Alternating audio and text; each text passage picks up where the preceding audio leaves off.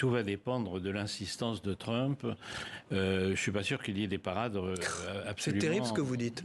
Oui, mais comme il est imprévisible, c'est ce que j'essaie de dire. Il est imprévisible, donc on ne sait pas comment ça va tourner. Il est possible que dans quelques temps, avec la réaction de tous les pays du monde, parce que tous les pays du monde sont en train de réagir, il est possible qu'il change à 180 degrés et qu'il annule tout ou un certain nombre de choses. Donc je n'en sais rien.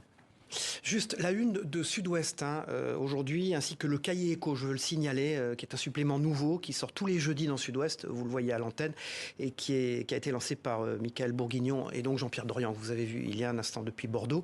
Vous disiez qu'au fond, Trump peut rechanger d'avis, c'est ça? Même après avoir fait un discours comme ça, fleuve à la Maison-Blanche sur ces sujets? Rappelez-vous son premier mandat, il allait carrément bombarder la Corée du Nord si Kim Jong-un n'était pas d'accord, et ensuite ils se sont embrassés, puis ensuite il a laissé tomber l'affaire. Enfin, compter sur l'imprévisibilité du président américain, c'est pas une doctrine en politique. Moi, je ne compte pas dessus. Je fais le diagnostic que c'est comme ça qu'il est. Et compter dessus, ça ne veut pas dire un espoir. C'est un diagnostic du personnage. Maintenant, je voudrais quand même répondre à la question qui vient d'être posée.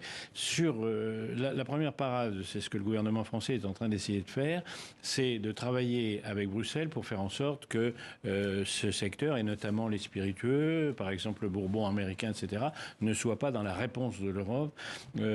C'est une possibilité qui permettrait, dans ce secteur, d'échapper au pire. Mais de toute façon, sur l'ensemble et hier il a été particulièrement maximaliste quand il a expliqué les choses, de toute façon il ne faut pas se faire d'illusions. Cette décision de Trump, c'est une catastrophe qui va avoir des répercussions sur le monde entier, qui va impacter le commerce international dans le monde entier, donc la richesse de tous les pays du monde entier, à commencer par les Américains qui vont payer leurs produits plus chers, qui vont avoir une inflation qui va s'installer. Tout le monde le dit, tous les économistes du monde le disent.